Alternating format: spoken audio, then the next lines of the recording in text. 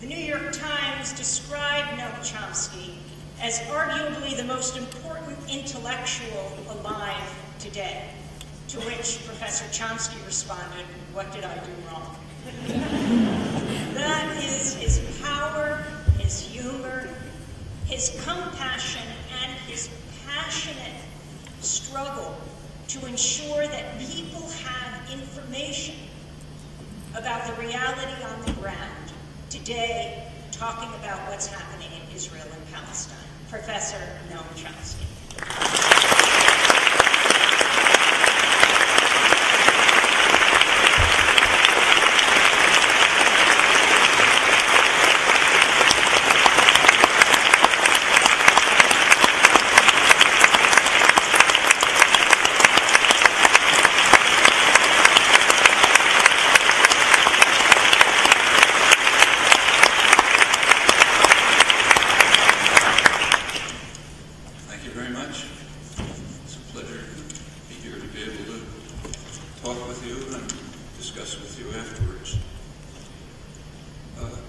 Many of the world's problems are so intractable that it's hard to think of ways even to take steps towards mitigating them. The Israel-Palestine conflict is not one of these. On the contrary, the general outlines of a diplomatic solution have been clear for at least 40 years. Not the end of the road, nothing ever is, but a significant step forward. And the obstacles to a resolution are also quite clear. The basic outlines were presented here in a resolution brought to the UN Security Council in January 1976. It called for a two-state settlement on the internationally recognized border, and I'm quoting, with guarantees for the rights of both states to exist in peace and security within secure and recognized borders. The resolution was brought by the three major Arab states, Egypt, Jordan, Syria, sometimes called the confrontation states. Israel refused to attend the session.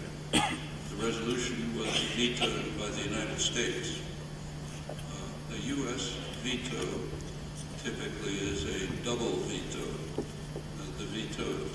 The resolution is not implemented, and the event is vetoed from history. So you have to look hard to find the record, but it is there. That has set the pattern that has continued since. The most recent U.S. veto was in February 2011, President Obama, when his administration vetoed a resolution calling for implementation of official U.S. policy, opposition to expansion of settlements, and it's worth bearing in mind that expansion of settlements is not really the issue. It's the settlements, unquestionably legal, along with the infrastructure projects supporting them. For a long time, there has been an overwhelming international consensus in support of a settlement along these general lines.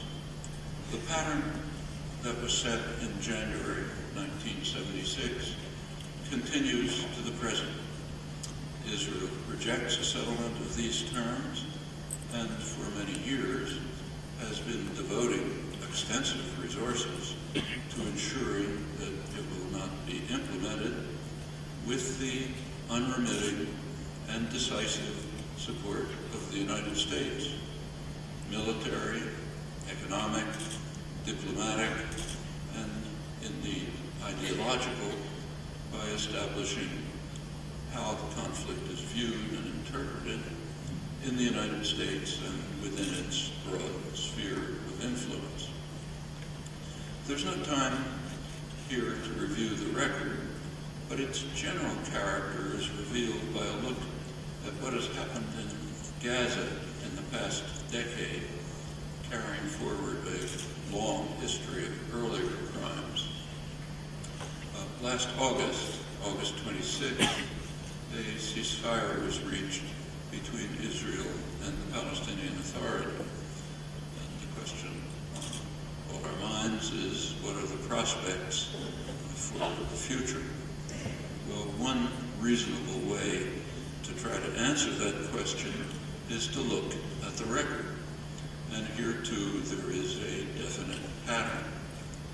A ceasefire is reached, Israel disregards it, and continues its steady assault on Gaza, including continued siege, intermittent acts of violence, more settlement and development projects, often violence in the West Bank. Hamas observes the ceasefire, as Israel officially recognizes, until some Israeli escalation elicits a Hamas response, which leads to another exercise of mowing the lawn in Israeli parlance, each episode more fierce and destructive than the last. The first of the series was the agreement on movement and access in November 2005. I'll give a close paraphrase of it. It called for a crossing between Gaza and Egypt at Rafah for the export of goods and the transit of people, continuous operation of crossings between Israel and Gaza for the import and export of goods and the transit of people, reduction of obstacles to movement within the West Bank, bus and truck convoys between the West Bank and Gaza, the building of a seaport in Gaza, the reopening of the airport in Gaza that Israel had recently destroyed. These are essentially the terms of successive ceasefires, including the one just reached a few weeks ago. The timing of the November 2005 agreement is significant. This was the moment of Israel's disengagement, as it's called, from Gaza, the removal of several thousand Israeli settlers from Gaza. This is depicted as a noble effort to seek peace and development, but the reality is rather different. The reality was described very quickly by the Israeli official who was in charge of negotiating and implementing the ceasefire, Dov Weissglass, close confidant of then Prime Minister Ariel Sharon. As he explained to the Israeli press, the goal of the disengagement, I'm quoting him, was the freezing of the peace process so as to prevent the establishment of a Palestinian state and to ensure that diplomacy has been removed indefinitely from our agenda. The reality on the ground is described by Israel's leading specialists on the occupation, respected historian Idit Zertal, Israel's leading diplomatic correspondent, Akiva Eldar, wrote the major book, standard work on the settlement project called Lords of the Land, referring to the settlers. What they say about the disengagement is this. They say the ruined territory, and by then it was ruined, largely part of the reason for the removal of the settlers. The ruined territory was not released for even a single day from Israel's military grip or from the price of the occupation that the inhabitants pay every day. After the disengagement, Israel left behind scorched earth, devastated services, and people with neither a present nor a future. The settlements were destroyed in an ungenerous move by an unenlightened occupier, which in fact continues to control the territory and to kill and harass its inhabitants by means of its formidable military might. That's an accurate description from the most respected Israeli source. The Oslo Accords 20 years ago established that Gaza and the West Bank are an indivisible territorial unity. Its integrity cannot be broken up. For 20 years, the United States and Israel have been dedicated to separate Gaza and the West Bank in violation of the accords that they had accepted. And a look at the map explains why. Gaza offers the only access to the outside world of Palestine.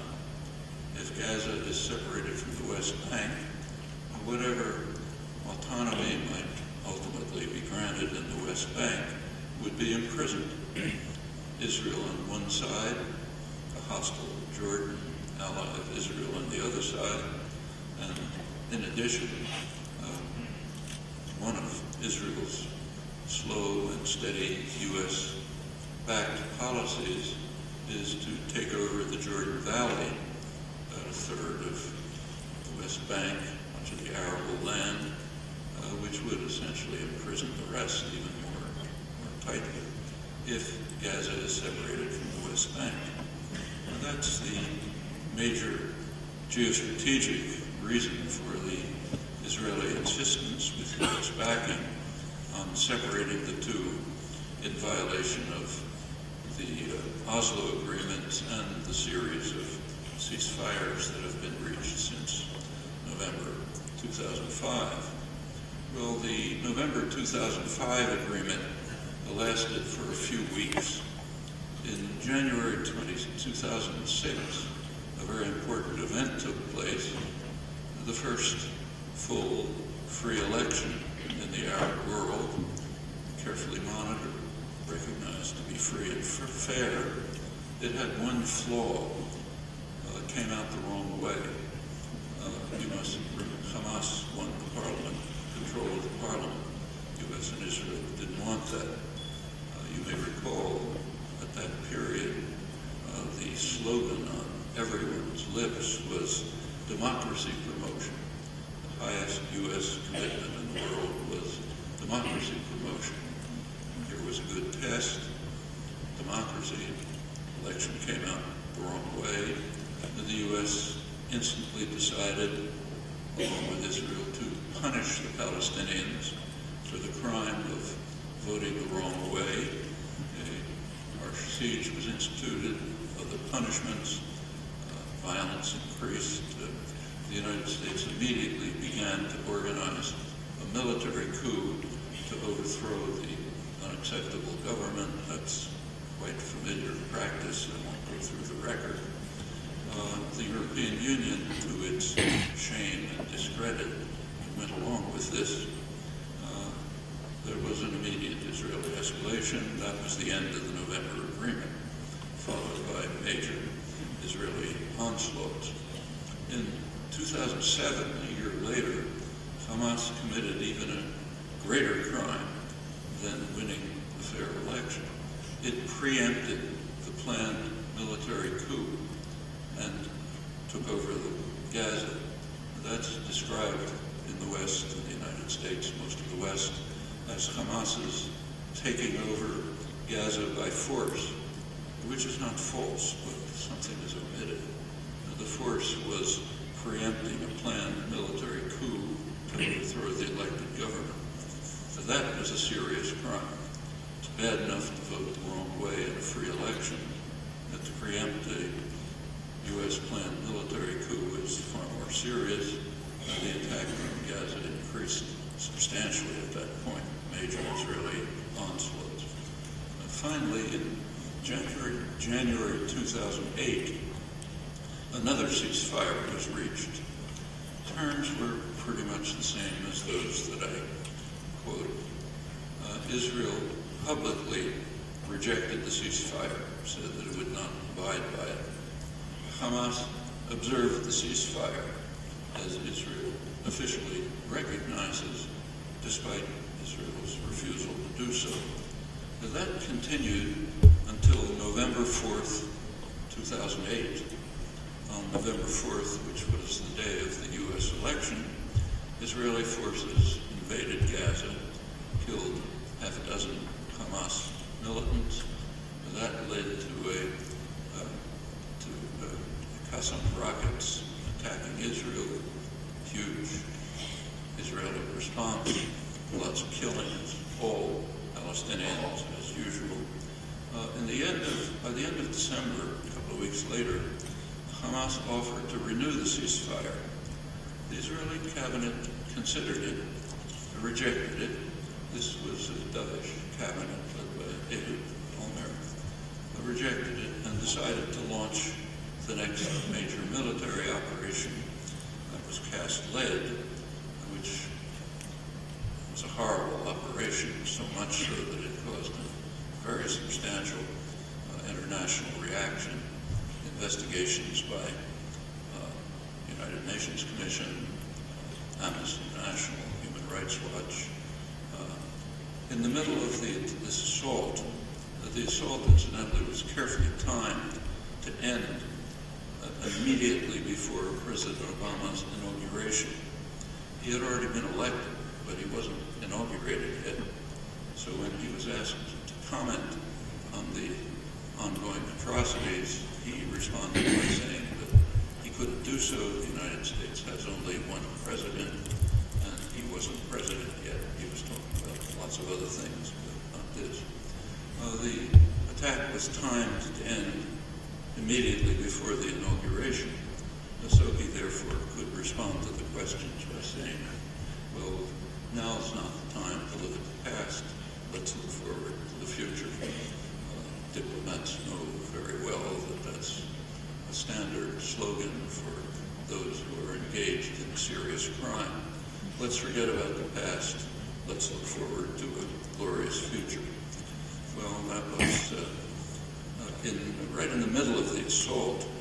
The Security Council did pass a resolution, unanimously, U.S. abstaining, calling for an immediate ceasefire with the usual terms. That was January 8th, 2009. It was never observed, and it broke down completely with the next major episode of mowing the lawn in November 2012. You can get a good sense of what was going on by looking at the casualty figures for the year 2012. 79 people were killed, 78 of them Palestinians. The usual story. After the November assault, there was a ceasefire reached with the usual terms.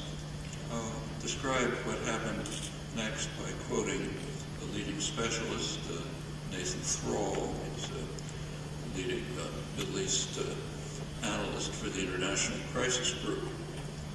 As he writes, Israel recognized that Hamas was observing the terms of the ceasefire and therefore saw little incentive in doing the same. The military attacks on Gaza increased, along with more stringent restrictions on imports. Exports were blocked, exit permits were blocked. That continued until April 2014, when Palestinians committed another crime. A Gaza-based Hamas and West Bank-based Palestinian Authority signed a unity agreement. Israel was infuriated even more when the world mostly supported it. Even the United States gave weak but actual support. Several reasons for the Israeli reaction. One is that unity between Gaza and the West Bank, between the two movements, would threaten the long-standing policies of separating the two, for the reasons that I mentioned.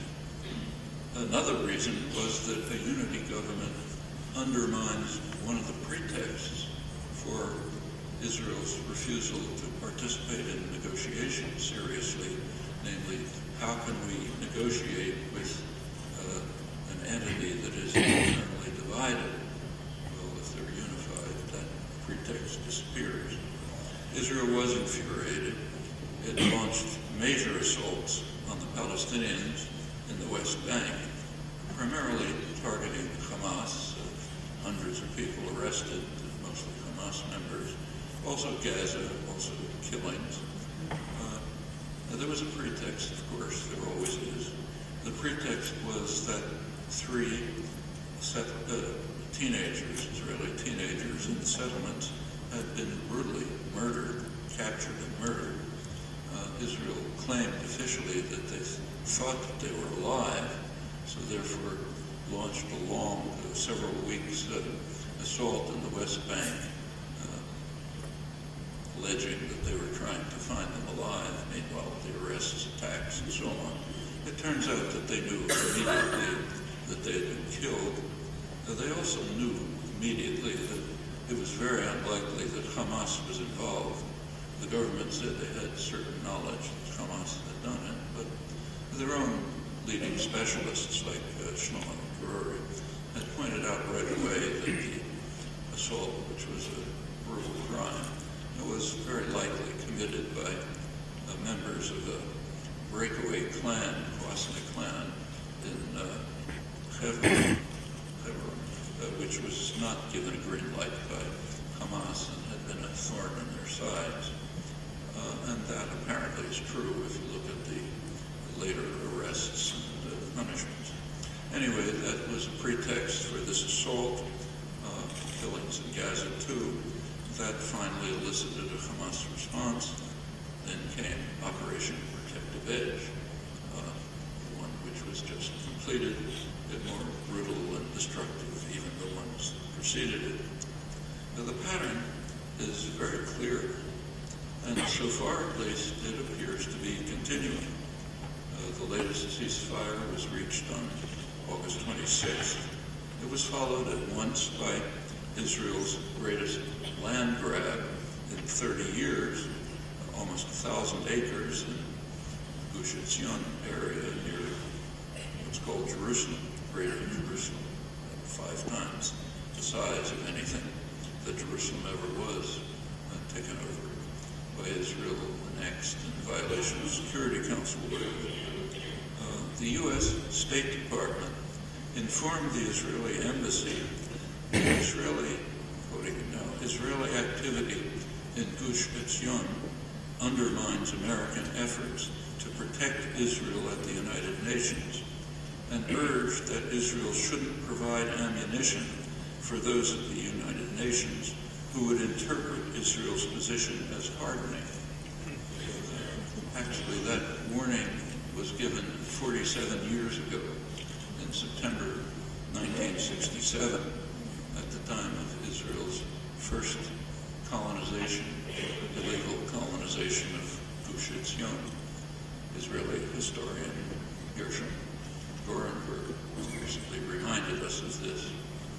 Little has changed since in the last 47 years, apart from the scale of the crimes, which continue without a break, with constant U.S. support. Well, as for the prospects, there is a conventional picture. It's repeated constantly on all sides. Israel, Palestine, independent commentators, diplomats. The picture that's presented is that there are two alternatives. Either the two-state settlement, which represents an overwhelming international consensus, virtually everyone. And if that fails, there'll have to be one state. Israel will take over the West Bank. The Palestinians will hand over the keys, as it's sometimes said. Palestinians often have favored that. They say then they'll be able to carry out the civil rights struggle, maybe modeled on the anti-apartheid struggle in South Africa, fight for civil rights within the whole one state controlled by Israel.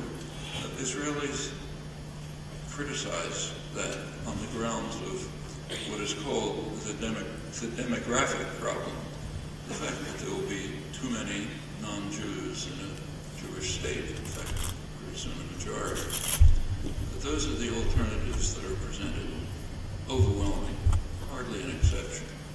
My own opinion, which I've written about repeatedly without convincing many people apparently, but I'll try to convince you, this is a total illusion. Those are not the two alternatives. There are two alternatives, but they're different ones. The one alternative is the international consensus on a two-state settlement. Basically, the terms of January 1976. By now, it's virtually everyone. The Arab League, the Organization of Islamic States, includes Iran, Europe, Latin America, formally at least about everyone. That's one option. The other option, the realistic one, is that Israel will continue doing exactly what it is doing right now, before our eyes, visible, with U.S. support, which is also visible. And what's happening is not a secret. You can open the newspapers and read it. Israel is taking over what they call Jerusalem. As I mentioned, a huge area, maybe 5 times the area of historic Jerusalem, Greater Jerusalem, big area in the West Bank, includes many Arab villages being dispossessed and destroyed, bringing settlers in. But all of this is doubly illegal. All the settlements are illegal, as determined by the Security Council, advisory opinion of the International Court of Justice. But the Jerusalem settlements are doubly illegal because they're also in violation of explicit Security Council orders going back to 1968, with the U.S. actually voting for them at that time, barring any change in the status of Jerusalem. But it continues. That's Greater Jerusalem. There are then corridors extending to the east. One major corridor extending from Jerusalem almost to Jericho, virtually bisecting the West Bank, includes the Israeli town of Ma'ale Adumim, which was built largely during the Clinton administration, Clinton years, with the obvious purpose of bisecting the West Bank. That's still a little contested territory, but that's the goal. There's another corridor further to the north, including the town of Ariel, partially bisecting what remains, another one further to the north, including the town of Kadumim. If you look at the map, these essentially break up the West Bank into pretty much cantons. It looks from a map as though a large territory is left, but that's misleading. Most of that is uninhabitable desert. And that's separate from what I mentioned before, the slow, steady takeover of the Jordan Valley to the east. Again, about a third of the arable land country. Israel has no official policy of taking it over, but they're pursuing the policy in the way that has been carried out now for 100 years, literally. Small steps, so nobody notices, or at least people pretend not to notice. Establish a military zone. The Palestinians who live there have to be displaced because it's a military zone, no settlement allowed. And pretty soon there's a military settlement, Nahal settlement. Then sooner or later becomes an actual settlement. Meanwhile, dig wells, dispossess the population, and set up green zones. A large variety of techniques which have by now reduced the Arab population from about 300,000 in 1967 to roughly 60,000 today. As I mentioned, essentially imprisons what's left. I don't think Israel has any intention of taking over the Palestinian population concentrations, which are left out of these plans. There are analogies often made to South Africa, but they're quite misleading. South Africa relied on its black population. That was 85% of the population. It was its workforce, and they had to sustain them, just like slave owners have to maintain their capital. They tried to sustain the population. They even tried to gain international support for the Bantustans, Israel has no such attitude toward the Palestinians. They don't want to have anything to do with them. If they leave, that's fine. If they die, that's fine. In standard neo-colonial pattern, Israel is establishing an alternative to a two-state settlement, and there's every reason to expect it to continue as long as the United States supports it. Professor Chomsky, we're here at the United Nations General Assembly. What do you think is the single most important action the UN can take to solve the crisis in the occupied territories between the Palestinians and the Israelis? Well, we have to bear in mind what all of you know. In the real world, the United Nations can act insofar as the great powers permitted to act. And in this case, that means primarily the United States, its close ally, Britain, France. Those are the main actors. And they set pretty strict limits. But within those limits, there are things that the United Nations could do. Recognizing the state of Palestine is a step forward. Already about, I think, over 130 members of the United Nations have taken that step individually. Just recently, there was the first break in Europe. Sweden announced that they would take that step. Just a couple of days ago, the British Parliament voted to recognize Palestine. Bear in mind that the governing Tory party basically boycotted the election at the request of the Israeli government, which wanted the vote ignored. So it's not a policy change, but it's a significant symbolic move. France has indicated that they might move in that direction. I think these would be important steps. Further steps that could be taken, I think, are to go beyond what has already partially been done. So the European Union, in an important move, did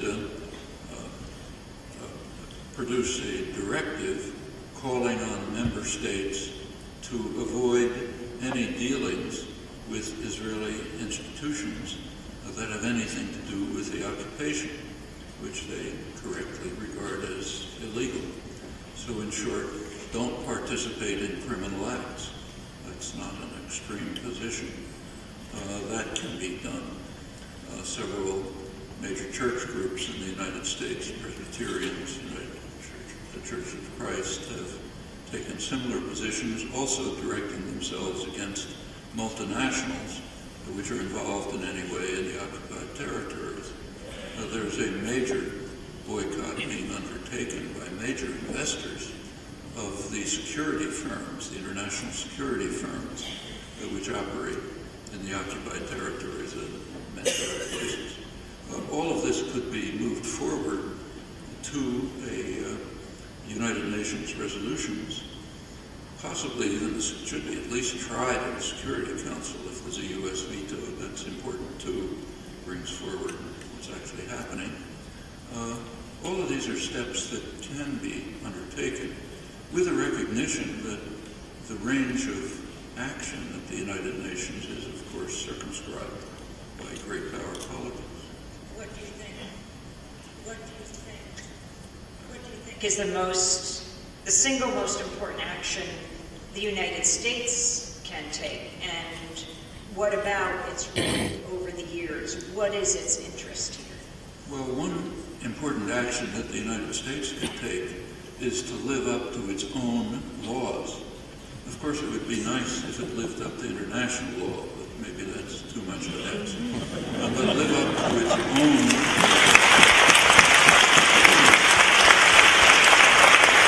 And there are several.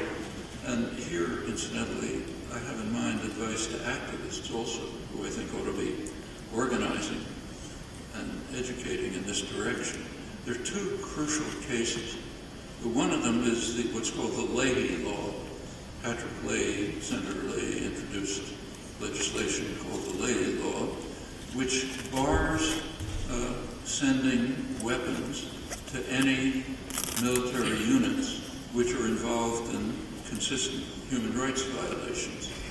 There isn't the slightest doubt that the Israeli army is involved in massive human rights violations, which means that all dispatch of U.S. arms to Israel is in violation of U.S. law. I think that's significant. The U.S. should be called upon by its own citizens and by others to adhere to U.S. law, which also happens to conform to international law in this case, as Amnesty International, for example, for years has been calling for an arms embargo against Israel for this reason. But these are all steps that can be taken. The second is the tax-exempt status that is given to organizations in the United States which are directly involved in the occupation and in significant attacks on human and civil rights within Israel itself, like the Jewish National Fund. Take a look at its charter with the State of Israel, which commits it to acting for the benefit of people of Jewish race, religion, and origin within Israel. One of the consequences of that is that by a complex array of laws and administrative practices, the fund pretty much administers about 90% of the land of the country, with real consequences for who can live places. They get tax-exempt status also for their activities in the West Bank, which are strictly criminal. I think that's also straight in violation of U.S. law. Now, those are important things. And I think the U.S. should be pressured internationally and domestically to abandon its virtually unique role, unilateral role in blocking a political settlement for the past 40 years, ever since the first veto in January 1976. That should be a major issue in the media, in convocations like this, in the United Nations, in domestic politics, and government politics, and so on. The role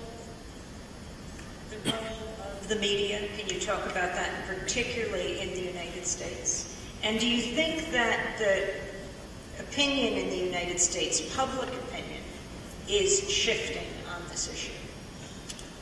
Well, the role of the media are somewhat shifting from uniform support for virtually everything that Israel does to, and of course, silence about the U.S. role. That's not just in the case of Israel, that's innumerable other cases as well.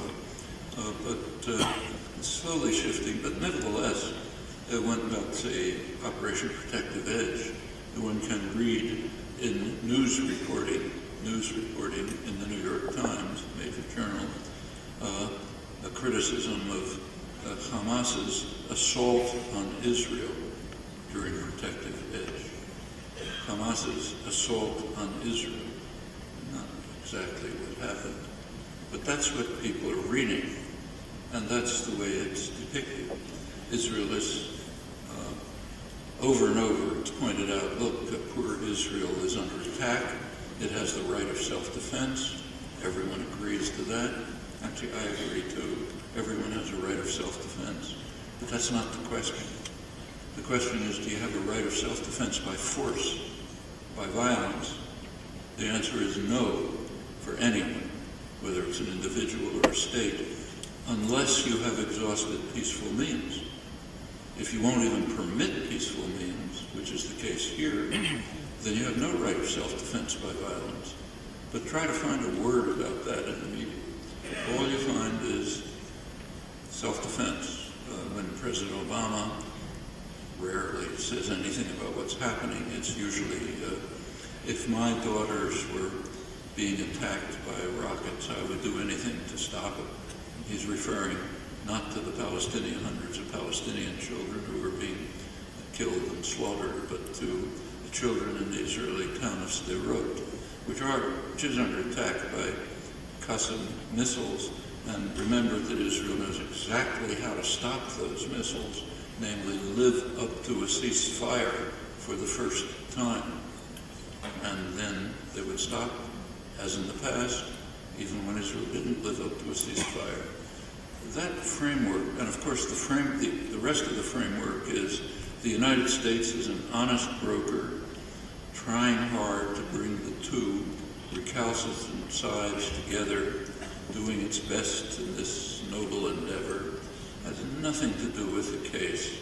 The U.S. is, as some of the U.S. negotiators have occasionally acknowledged, Israel's lawyer.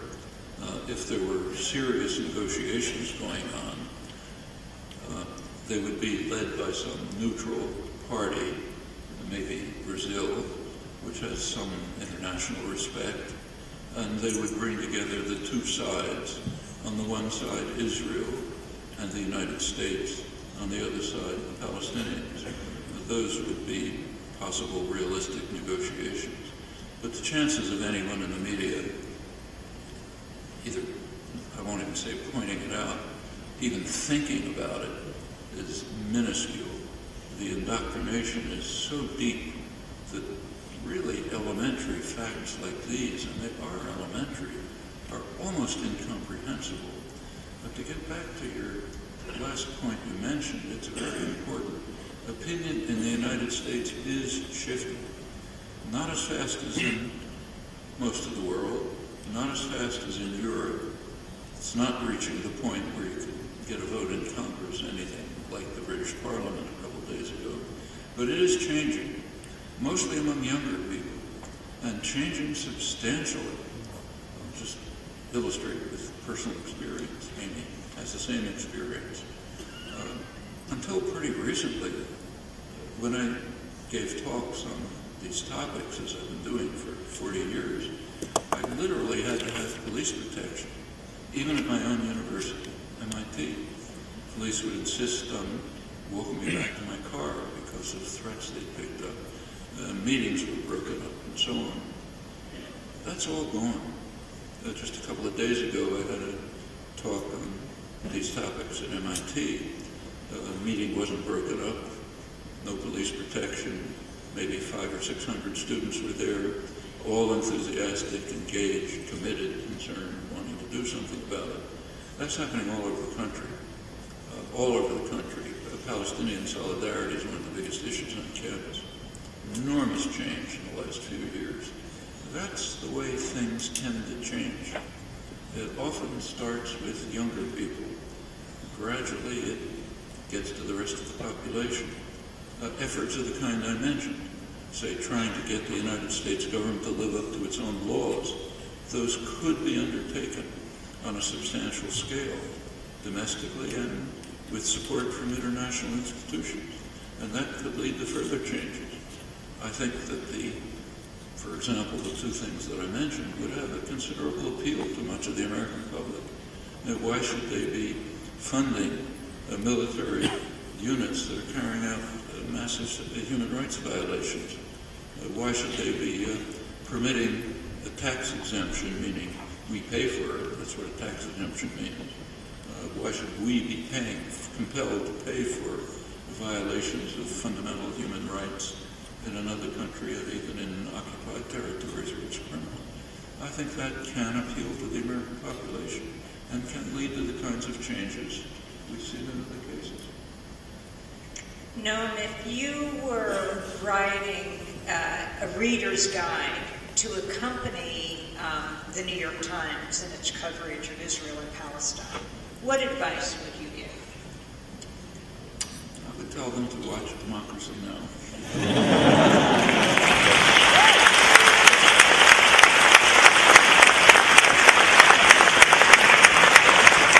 And that wasn't pre-planned.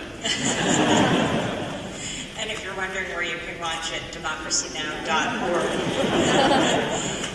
Final question before we open it up to each of you. Your thoughts on the BDS movement, the boycott, divest, sanctions movement? Well, BDS is a set of tactics, right? These are tactics that you employ when you think they're going to be effective and in ways that you think will be effective. Tactics are not principles. They're not actions that you undertake no matter what because you think they're right. Tactics are undertaken if you're serious because you think they're going to help the victims. That's how you adjust your tactics. Not because I think they're right in principle, but because I think they will be beneficial. That ought to be second nature to activists. Also, second nature should be a crucial distinction between proposing and advocating. I can propose now that we should all live in peace and love each other. I just proposed it. It's not a serious proposal. It becomes a serious proposal when it becomes advocacy. It is given, I sketch out a path for getting from here to there. Then it becomes serious. Otherwise, it's empty words. That's crucial and related to this. Well, when you take a look at the BDS movement, which is separate, incidentally, from BDS tactics, let me make that clear. So when the European Union issued its directive, or when that I mentioned, or when, say, the Gates Foundation withdraws investment in the security operations that are being carried out not only in the occupied territories but elsewhere, that's very important. But that's not the BDS movement, that's BDS tactics, actually, BD tactics, boycott investment tactics. That's important. The BDS movement itself has been an impetus to these developments, and in many ways a positive one, but I think it has failed and should reflect on its, so far, unwillingness to face what are crucial questions for activists. What's going to help the victims and what's going to harm them? What is a proposal and what is real advocacy? You have to think that through, and it hasn't been sufficiently done. So if you take a look at the principles of the BDS movement, there are three. They vary slightly in wording, basically three. One is action should be directed against the occupation. That has been extremely successful in many ways, and it makes sense. It also helps educate the Western populations who are being appealed to participate. It enables it's an opening to discuss, investigate, organize about the participation in the occupation. It's very successful. A second principle is that BDS action should be continued until Israel allows the refugees to return. That has had no success, and to the extent that it's been tried, it's been negative. It just leads to a backlash. No basis has been laid for it among the population. It is simply interpreted as saying, oh, you want to destroy the state of Israel, we're not going to destroy a state. You cannot undertake actions which you think are principled when in the real world they are going to have a harmful effect on the victims. There's a third category having to do with civil rights within Israel, and there are things that could be done here.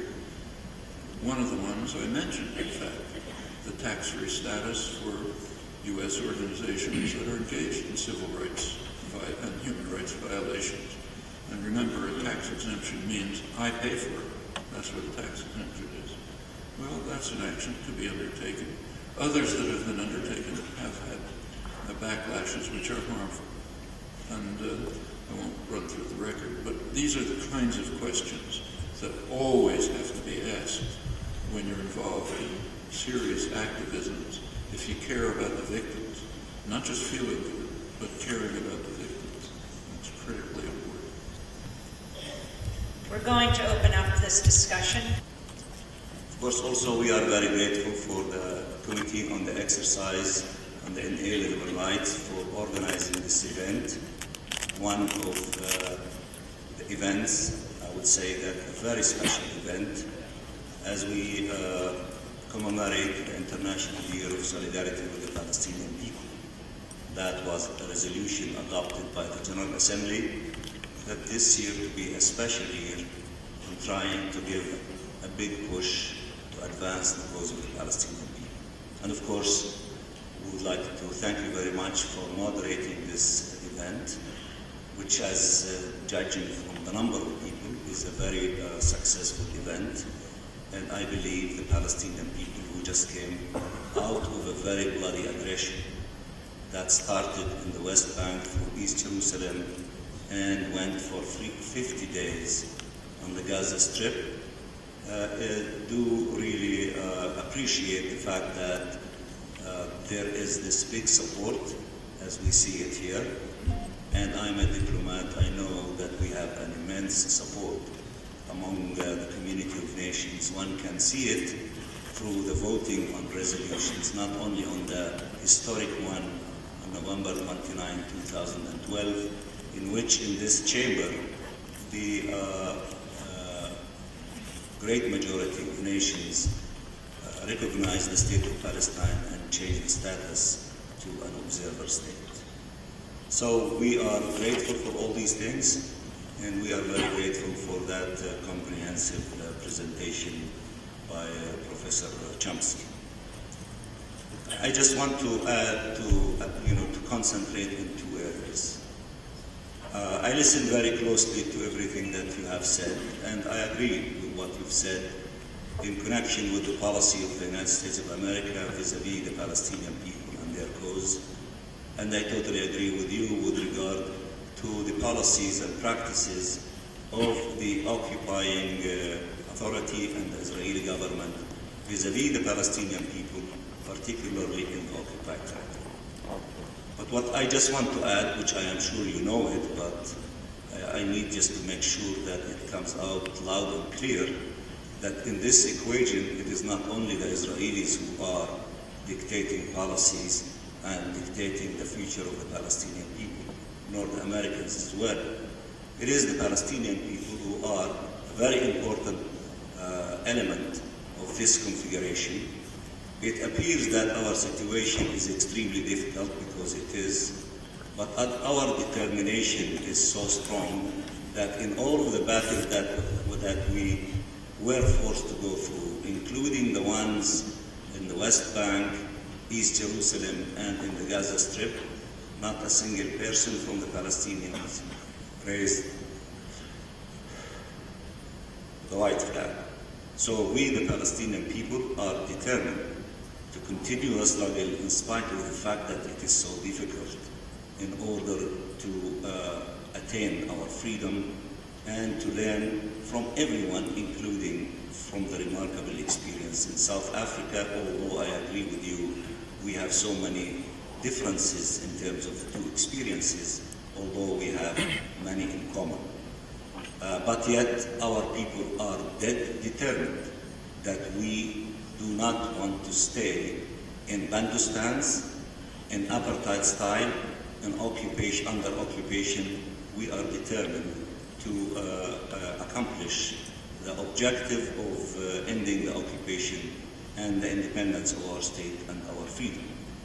We are doing our share as a key player in this configuration, and we are very grateful for the international support, whether we see it here at the United Nations through the position of member states, or whether we see it through activities of civil societies, the BDS, and all those who have, contributed to resolving causes such as in Vietnam and in other places. We are, grateful that they are, on our side, and they're doing what they are doing, and they're trying to improve their work so that they can help us to accomplish this objective. So on this point, I just wanted to say that we are in the forefront. We are not a footnote. We are a key player in spite of the fact that the odds are so huge against us. The odds were so huge against the people in South Africa, but the people of South Africa came out victorious. The odds were so huge against the people in Vietnam, but the Vietnamese people came victorious, and we are no exception to the rule, and we are determined to join those who have succeeded in putting an end to their miseries and acquiring their independence and freedom. That's the first thing. The second thing, I agree with you on the issue of the strategy of Israel and those who support them is to try to divide us so that the objective of a two-state solution not to be accomplished. In this connection, I just want, and I'm sure that you know that, but I want to highlight it and underscore it, that in our struggle, we've accomplished two major historic accomplishments since 1948. The first historic accomplishment, that we succeeded in having one party to speak on behalf of the Palestinians. That is the Palestine Liberation Organization, which is composed of many political groups among the Palestinians. So it took us tens of years to be able, to have a political representation to speak on behalf of all of the Palestinian people in the occupied territory and outside. And by the time we reached the summit of the Arab Summit in Morocco in 1974, to acknowledge that yes, the Palestine Liberation Organization is the representative of the Palestinian people, and Chairman Arafat came to this very chamber to speak on behalf of the Palestinian people, and we came back to the UN after we left it in 1948. That historic accomplishment is huge. And of course, with time, there were things that happened, including the examples that you mentioned in Gaza, regardless of the basis of them, that threatened the representation of the Palestinian people. And I am sure that you know that the Israeli side played an immense role, particularly after the first Intifada in '87, to try to put a wedge on this issue of the representation of the Palestinian people.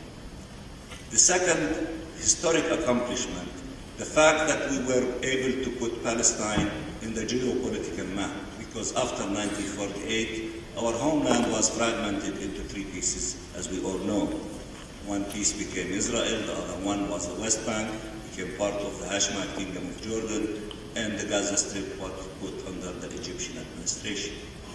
In 1988, the struggle of the Palestinian people succeeded in unifying the different parts of our homeland. So when we refer to the occupied Palestinian territory, including East Jerusalem in the singular, versus the occupied Palestinian territories, including East Jerusalem in the plural, it is an intended characterization to reflect the evolution and the progress in our movement, that we were able to have one political unit that constitute the total land of the state of Palestine, to include the Gaza Strip, the West Bank, and East Jerusalem.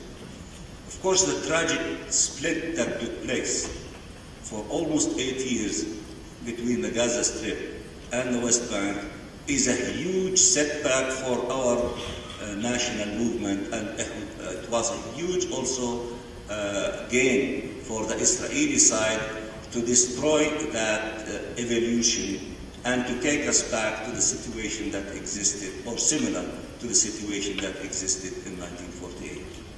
Therefore, our agreement in April of this year to put an end to the split and to establish a national consensus government is a historic step in order to rectify the damage to these historical accomplishments within our movement in terms of the representation in one hand, the PLO, and also the unity of the different parts of our homeland in one geopolitical unit, that is the land of the state of Palestine.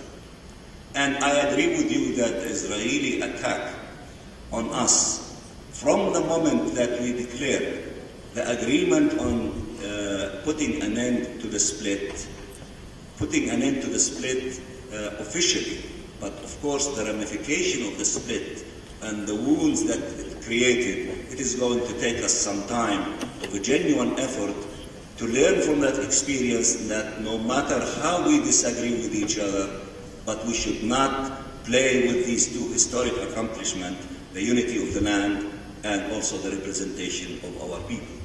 And I agree with you that this war started immediately in the West Bank to humiliate President Abbas and the Palestinian leadership, because they were trotting from Hebron through Jerusalem, through Ramallah, to Nablus, to Jenin, to try to show the Palestinian people that this national consensus government means nothing, and it cannot protect a single Palestinian, nor can prevent us from putting in prison anyone that we wish, including those who have been released through an agreement of exchange of prisoners. Then it went to Gaza to prove to everyone, including to our brothers in Hamas, that maintain the split, everything will be fine and dandy.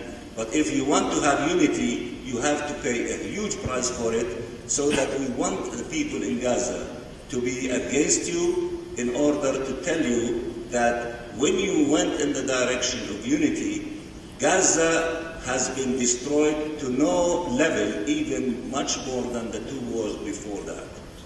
So therefore, all these things were tried, including from this chamber, Prime Minister Netanyahu, after he failed in convincing, as you said, the leaders of the world to be against the national consensus government.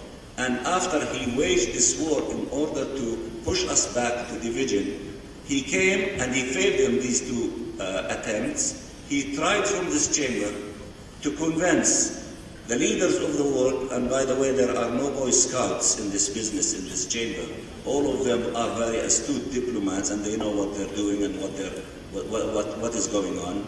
When he tried to convince them for the 3rd time in an exercise of futility that Hamas is Daesh, meaning that if you are building our ISIS, if you are building an international consensus against ISIS, you should include Hamas in it, thinking that world leaders who did not agreed with him in attacking the national consensus government and did not agree with him on this war that he waged against our people, including the Gaza Strip, that they would agree with him to attack Hamas as being similar, to ISIS. And they did not agree with him on that event. So what I want to just conclude from that these 2 remarkable things for us to maintain the unity of our land and to regain the unity of our political representation, which is the PLO, and its government, which is the national consensus government, in which all political groups, including our brothers from Hamas, agreed to its formation, and we have to succeed in the challenges before us in undertaking the monumental task of rebuilding Gaza, so that we can continue on the path of the struggle to put an end to this occupation, to attain our independence, and to attain our freedom and dignity. Again, I want to thank you very much for being with us. You are, a superstar in this chamber, and that is the pulse of the people, the pulse of justice, and we are delighted that you shared these thoughts with us this afternoon. Thank you.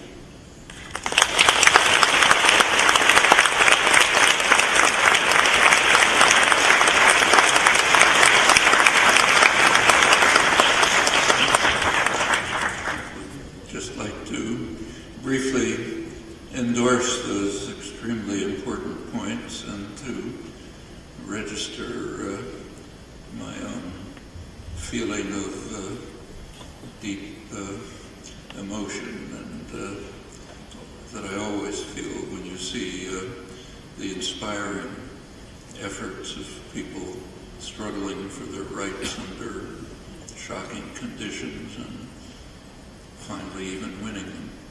I think that will be true for the Palestinians too.